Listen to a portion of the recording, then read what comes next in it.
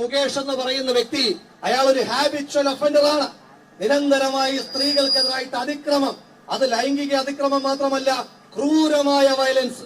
ആലോചിച്ചു നോക്കൂ, സ്വന്തം കുഞ്ഞിനെ ഗർഭം ധരിച്ചിരിക്കുന്ന സ്വന്തം ജീവിത പങ്കാളിയുടെ അടിവയറ്റിൽ ചവിട്ടുന്നവൻ, അവൻ ഈ നാട്ടിലെ ഏറ്റവും വലിയ കഠോര ഹൃദയനേക്കാൾ വലിയ ക്രൂരനാണ് എന്നുള്ള കാര്യത്തിൽ ഒരു തർക്കവും വേണ്ട.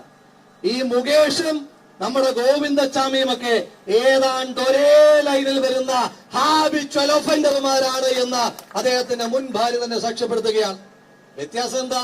ഗോവിന്ദച്ചാമി ജയിലിൽ കിടക്കുന്നു, മുകേഷ് പുറത്ത് കിടക്കുന്നു. എന്താ വ്യത്യാസം എന്ന് ചോദിച്ചാൽ, ഗോവിന്ദച്ചാമി CPM-ന്റെ MLA അല്ല. CPM-ന്റെ MLA ആയിരുന്നു ഗോവിന്ദച്ചാമി എങ്കിൽ ആ ഗോവിന്ദച്ചാമിക്കും ആ 3 അക്ഷര ബോർഡ് വെച്ച ഈ നാട്ടിലെ ജനങ്ങളുടെ നെഞ്ചത്ത് കൂടി കാർലിങ്ങനെ ചീറിപ്പായുവാൻ കഴിയുമായിരുന്നു.